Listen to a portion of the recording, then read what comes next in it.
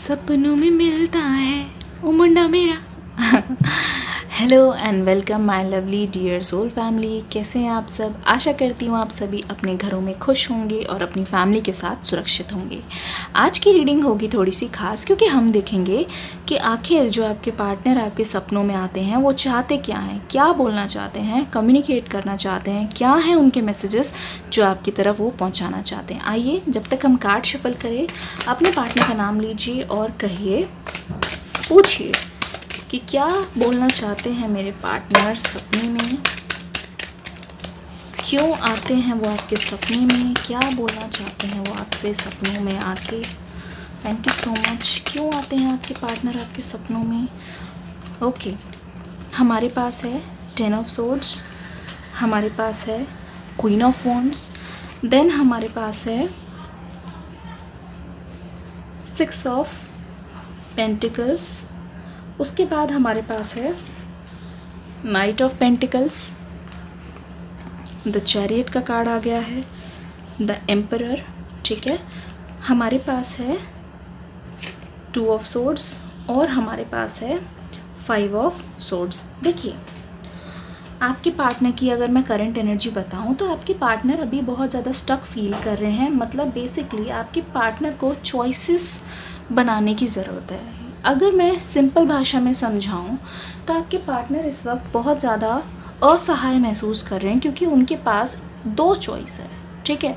या तो वो थर्ड पार्टी को सिलेक्ट करें। थर्ड पार्टी यानी कि कुछ भी हो सकती है। वो थर्ड पार्टी हम उसको बोलते हैं जो भी इंसान आपके पर्सन को आप तक आने के लिए रोकते हैं, that is called third party, ठीक है। अब आपको कार्ड्स दिख रहे होंगे, यस यस, देखिए वो है थर्ड पार्टी और दूसरा है आप, ठीक है।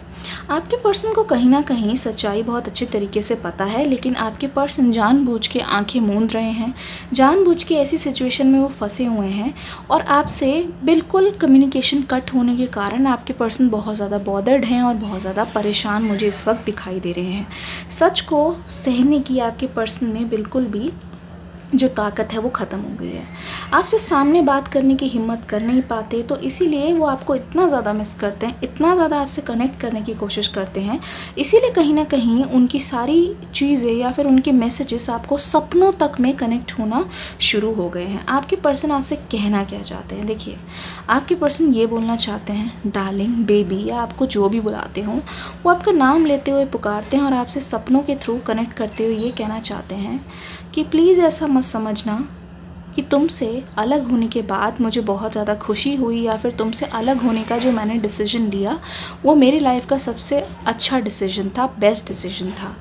अभी भी वो उस डिसीजन को बहुत ज़्यादा रिग्रेट करते हैं। उन्हें ये चीज़ पल पल सताती है, खाए जाती है कि उन्होंने एक ऐसे इंसान के साथ धोखा किया है, क्योंकि वो धोखेबाज कहलाएंगे।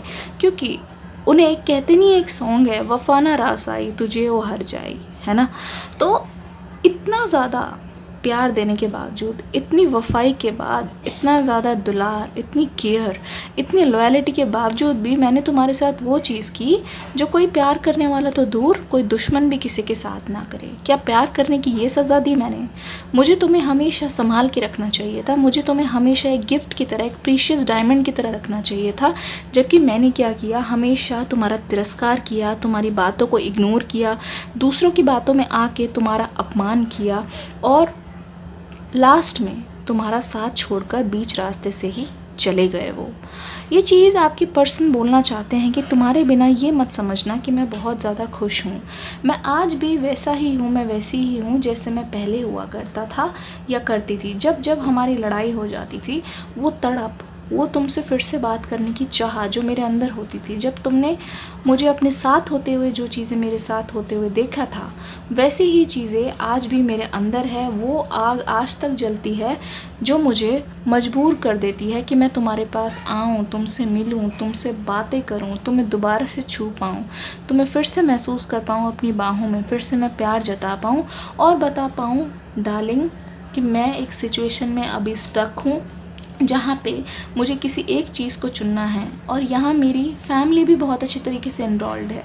मेरी फैमिली सब कुछ जान गई थी हमारे बारे में, तो उन्होंने मेरा तुम्हारे पास आना बहुत ज़्यादा मुश्किल कर दिया। जो थर्ड पार्टी थी, मेरे फ्रेंड्स थे या जो भी कोई ग्रुप मेंबर है या फिर जो कोई एक फीमेल या फिर एक मेल है, जिन्होंने इतना ज़्यादा हम दोनों का साथ में रहना दूभर कर दिया कि मुझे फाइनली तुम्हारा साथ छोड़ना ही पड़ा। क्योंकि वही मुझे उस टाइम बेस्ट लगा था और मुझे ये लगा था मेरे सामने जो ज़िंदगी पड़ी है उसका रास्ता बहुत ज़्यादा सुनहरा होने वाला है, उसका सफ़र बहुत सुनहरा है, जहाँ पे मुझे तो कोई भी मिल जाएगी या मिल जाएगा। लेकिन हुआ बिल्कुल उल्टा। तुम जैसा मुझे ना आज तक कोई दिखा, ना मिला, ना मुझे मिलने की उम्मीद है। क्योंकि तुम्हारी लॉयल्टी, तुम्हारा चार्म, तुम्हारा ऑरा, तुम्हारी बातें, तुम्हारा इनोसेंस, तुम्हारी सच्चाई और सादगी, तुम्हारा भोलापन, तुम्हारा वो चेहरा, तुम्हारी आँखें, तुम्हारे लिप्स, तुम्हारे गाल, तुम्हारे बाल, तुम्हारी वेस्ट, एवरीथिंग, हर एक चीज़ जो मुझे तुम्हारे बारे में याद आती है, तुम्हारा मेरे पास से गुजर जाना और वो जो तुम्हारी फ्रेग्रेंस होती थी, मुझे देख के तुम्हारे आँखों में जो चमक आती थी और जो तुम्हारे फेस पे, तुम्हारे लिप्स पे, तुम्हारे होठों पे जो खिली खिलाती एक हंसी आती थी, वो हंसी भूलना आज भी मेरे लिए बहुत ज़्यादा मुश्किल है। मेरे लिए छोटे छोटे गिफ्ट्स प्लान करना, मुझे हमेशा सरप्राइज़ करना, सडनली कॉल करके मेरे बारे में हालचाल पूछना, जो उस टाइम मुझे लगता था क्या है यार, ये हमेशा कॉल करके पूछते हैं क्या है कैसे, हर चीज़ मुझे जवाब देना मैं ज़रूरी नहीं समझता या समझती। लेकिन बाद में समझ आया वो तुम्हारा प्यार था, वो मेरा पागलपन था कि मैंने उसको नहीं समझा। आपके पर्सन आपसे ये बोलना चाहते हैं कि मुझे आज भी याद है वो फालतू की लड़ाइयाँ, वो फालतू के झगड़े जो मैंने तुमसे किए, जहाँ तुम हमेशा सही हुआ करते थे लेकिन मुझे अपनी ईगो की पड़ी थी, मुझे सिर्फ आर्ग्यूमेंट जीतने की पड़ी थी, जिसकी वजह से मैंने हमेशा लड़ाई में जीतना और अंत में तुम्हें चुप कराते हुए हमेशा अपनी बात को प्रेफरेंस देना ही सही समझा। क्योंकि उस टाइम मुझे लगता था कि मुझे जीतना बहुत ज़्यादा ज़रूरी है, क्यों मैं झुकूँ तुम्हारे सामने, क्यों मैं हारूं तुम्हारे सामने, हमेशा मैं ही क्यों झुकूं, तुम क्यों ना। अगर रिलेशनशिप में है तो दोनों को बराबरी का मौका मिलना चाहिए। कुछ इस टाइप की बातें मेरे मन में हुआ करती थी। लेकिन अब जब मैं उनको पीछे मुड़ के देखूं, अब जब मुझे सही और गलत, देखिए द चैरियट का कार्ड, अब जब मुझे सही और गलत का अंदाज़ा हुआ है तो मुझे समझ आया है कि दोनों ही अपनी जगह पे सही थे। इनफैक्ट तुम ज़्यादा सही थे। तुम बस उन लड़ाइयों के बहाने चाहते थे कि हम दोनों में बातचीत हो, चीज़ें निकल के आए, खुल के सामने आए, ताकि हम दोनों जो चीज़ सॉल्व नहीं कर पा रहे एटलीस्ट उस पर बात करें, अपने इश्यूज़ को डिस्कस करें। लेकिन उस टाइम मुझे कुछ और लगता था। मुझे बस ये लगता था कि ये फालतू की चीज़ें हैं, बस प्यार करो और कुछ भी मत देखो, सिर्फ अच्छे टाइम पे साथ रहो, बुरे टाइम पे मैंने कभी भी तुम्हारा साथ नहीं दिया।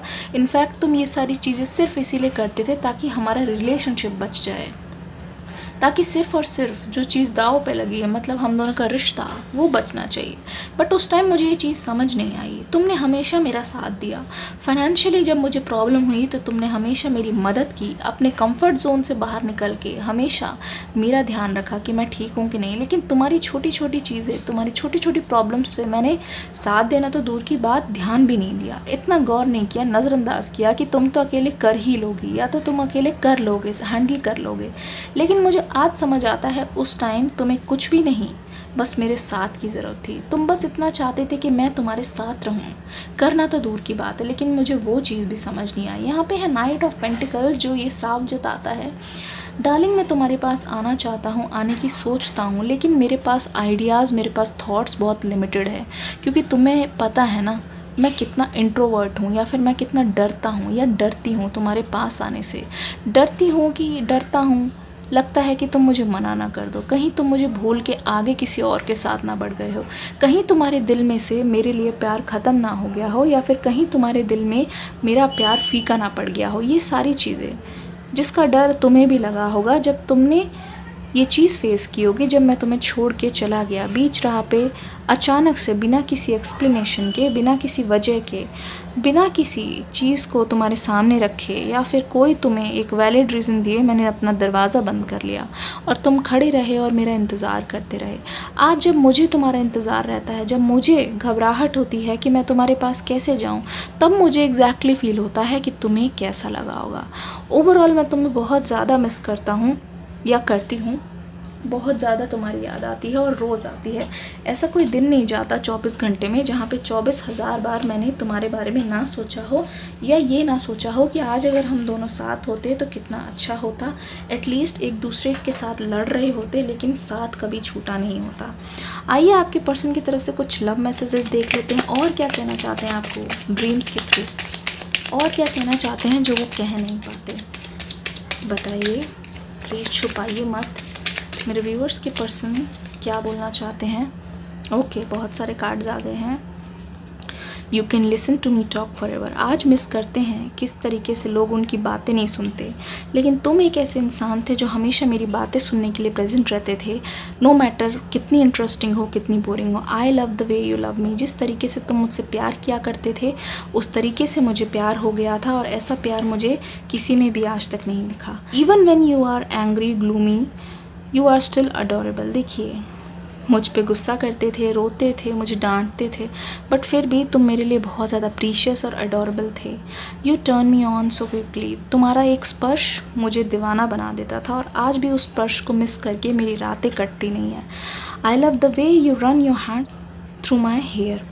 देखिए, जिस तरीके से मैंने तुम्हारी गोद में सिर रखा, वो पहली बार जब तुमने प्यार से मेरे बालों में हाथ फेरा, वो दिन मुझे आज भी याद है, और मुझे आज भी घूस बम्स दे देता है। मेरे रोंगटे खड़े हो जाते हैं जब मैं तुम्हारा स्पर्श दोबारा से अपने शरीर में महसूस करूं। Nothing makes me happier than holding your hands. तो हाथ पकड़ने से ज़्यादा सुकून आज तक मुझे किसी चीज़ में नहीं मिला। मुझे वो हाथ दोबारा चाहिए, मुझे तुम्हें दोबारा से स्पर्श करना है। You bring a smile to my face every morning. हमेशा अगर तुम्हारे ख्याल को सोच कर मैं उठूं तो मेरे मन में, मेरे दिमाग में और मेरे चेहरे पे एक बहुत बड़ी स्माइल होती है, जिसकी वजह सिर्फ तुम ही हो। आशा करती हूँ रीडिंग आपको पसंद आई होगी। कमेंट सेक्शन में अपने फीडबैक ज़रूर देके जाइएगा, लाइक करके इस वीडियो को प्यार देके जाइएगा। मिलूँगी नेक्स्ट वीडियो में, तब तक के लिए।